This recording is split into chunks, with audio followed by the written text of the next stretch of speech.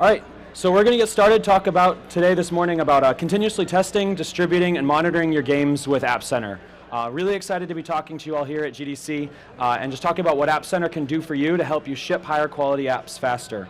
My name is James White. I'm a program manager on the App Center team here at Microsoft, and I've been involved with this tooling for probably about 4 years now in some parts. I was part of the Xamarin acquisition, and so some of the parts of App Center you'll see I've been a part of since the beginning, and it's been really cool to see the adoption and growth, and also really exciting now to be able to share it more directly with all of you here at GDC.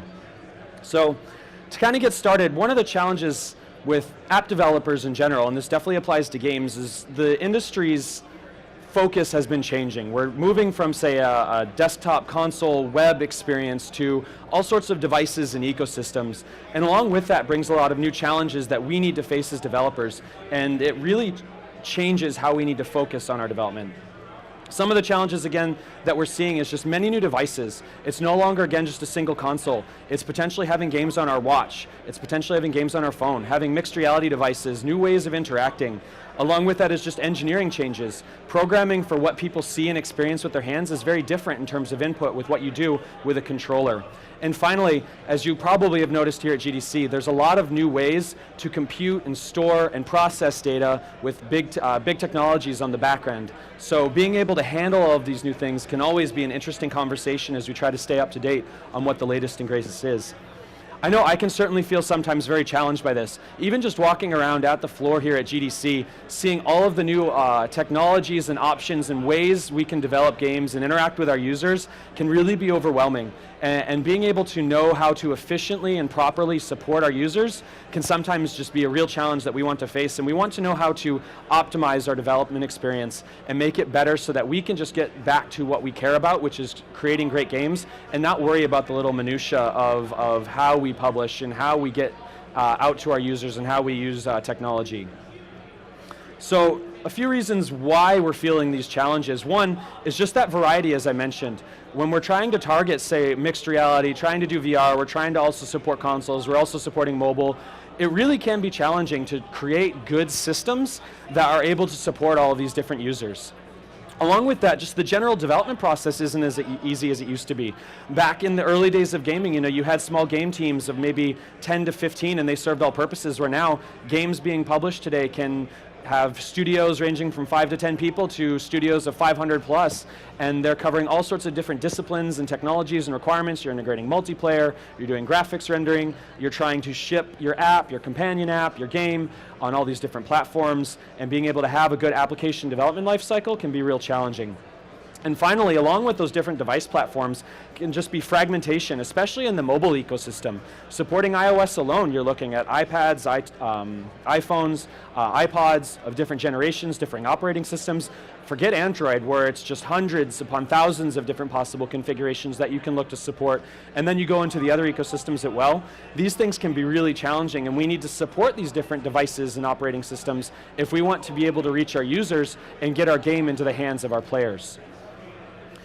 The ideal state is we really want to have peace with our process. We want to be able to have good development systems in place so that we can, again, focus on the things that we enjoy, which is shipping great apps, and not worrying about the process and the engineering behind all of these systems.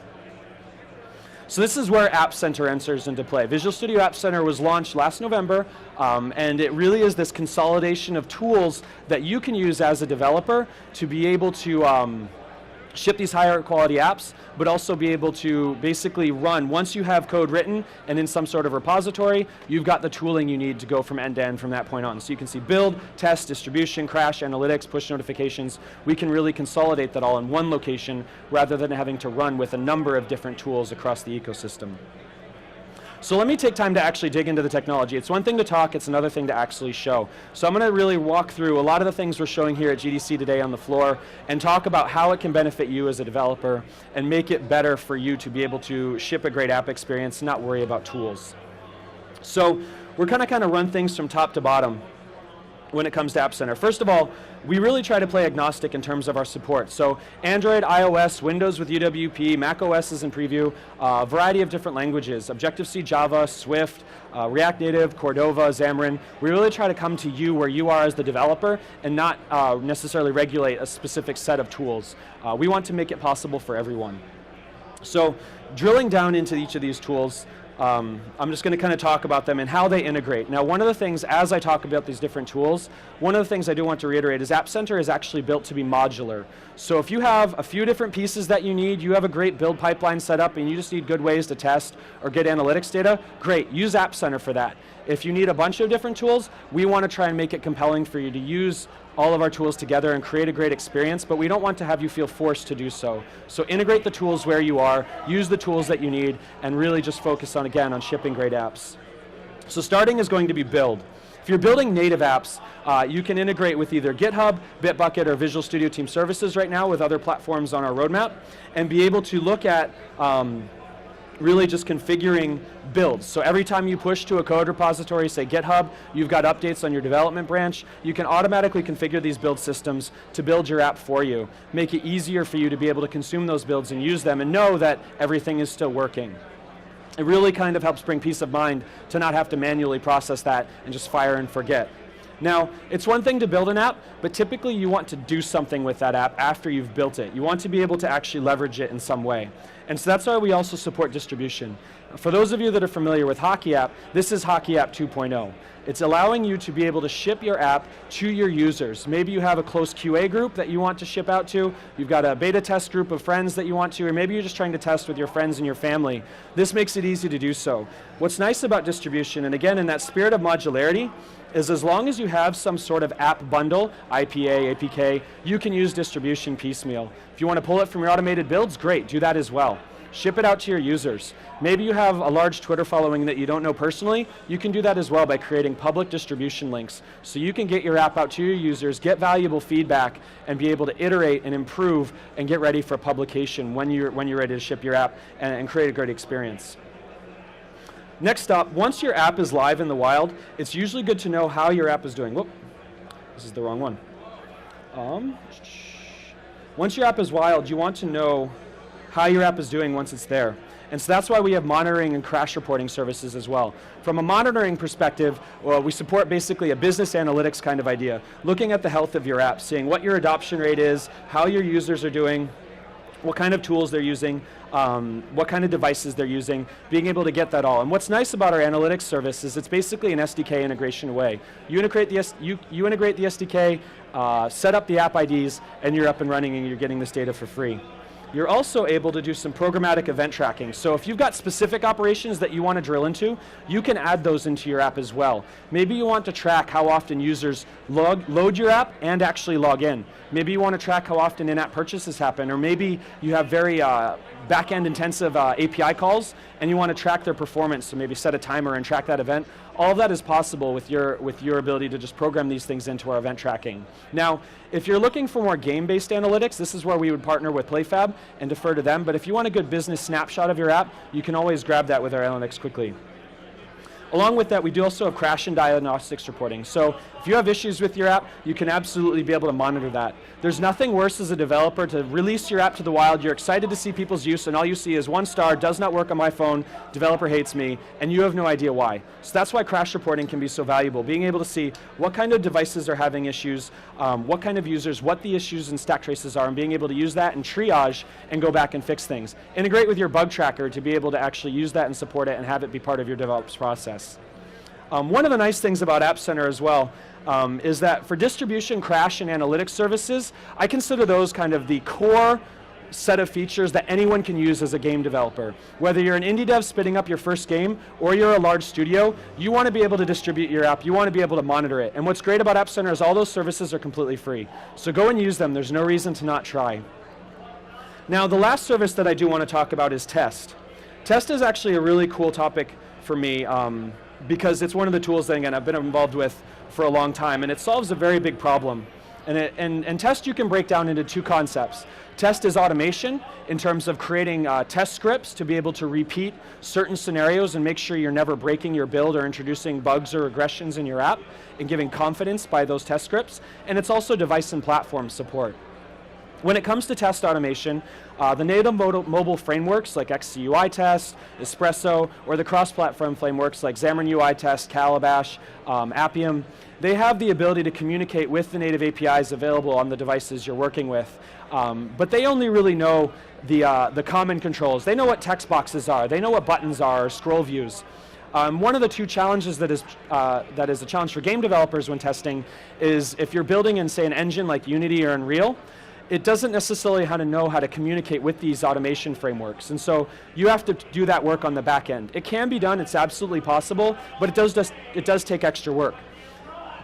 The second challenge when it comes to testing games is that games are non-deterministic. Unlike, say, business or companion apps that you've written, it's hard to automate behavior in a repeatable fashion that gives you good data when you never know what your user's going to do. The options are a lot more infinite. So even if you do get, say, some sort of automation script working, you may be still limited in what you can automate and test.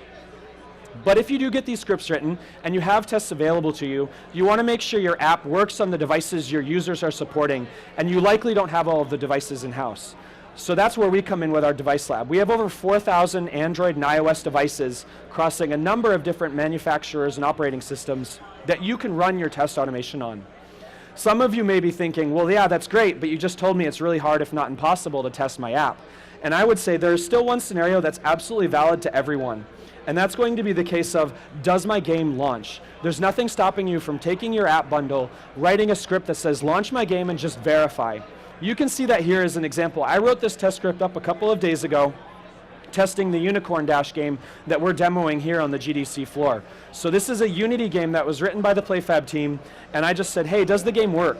I ran it on 35 Android devices that we have in our lab, and as I scroll through, these images that you see are actual screenshots from the devices we ran on. And so you can start knowing with some better confidence that my device actually works, but you can actually see there were a couple of devices where the app maybe wasn't as performant.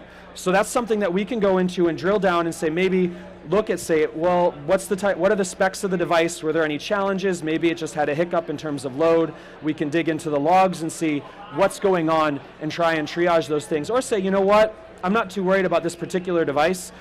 I'm just going to exclude it from my device circle and say it's not supported. We also see here that Pixel C had just issues rotating and rendering. So there may be some issues here that we can investigate on maybe larger devices versus, say, phones. It could be interesting to triage. So no matter what, you always have this ability to test in some manner. And really, honestly, launch test is like half the battle. If you know your game will launch on these devices, maybe you will have issues and bugs, but that's why you have crash reporting, to be able to triage those things later. And one of the big things, and the real value when it comes to test automation and device automation, is the time. It took 24, maybe 30 minutes to run this test on these 35 devices. I can guarantee you, it would take me much longer than 30 minutes to take 35 devices, plug them into one of my machines, build, bundle, and launch my game, unplug, and start over. It just simply isn't possible. Automation is the way to go, and it can really accelerate our ability to test and verify our app and get it out to our users. One of the nice things as well with test is we have the offer here at GDC that allows you to get PlayFab Azure and App Center integrated, and so definitely take advantage of that because it's a really good way to kickstart your game development experience. Now, the final piece that I really want to hit on today is just talking about those of you that are using Unity. As I mentioned, App Center launched last November, and it's the consolidation of a number of tools here at Microsoft. Right now at App Center, we don't have Unity support directly in App Center. We don't have Unity support here in App Center, but we are using it still within our Service Hockey app, which is basically the V1 of App Center. So you can see here this same Unicorn Dash demo with its crash and analytics data that we're getting live. So this is actual live data from our game that we are demoing here at GDC. You can see there was actually a sharp uptake in sessions, coincidentally, with the start of GDC. So we've had over 600 sessions of people playing here on the GDC floor today. And it's really nice to see people using our game. But if you actually notice as I scroll down, let me go to crashes. If you actually notice, on the 21st, we also had a huge spike in crashes. So we were running into actual issues here at GDC. And what's really great and a testament to how these tools work together is our developer was able to go take this data after the first day of GDC, start monitoring it, looking at it, and doing some triage, and found some issues that he was then able to go push an update live to our devices through distribution and resolve those things overnight. So this is really how those pieces come into play and make it easier and better for you to, again, find issues, turn around, and avoid bad experiences and just get a high-quality experience to your developers. So you're using Unity and you're in Hockey App.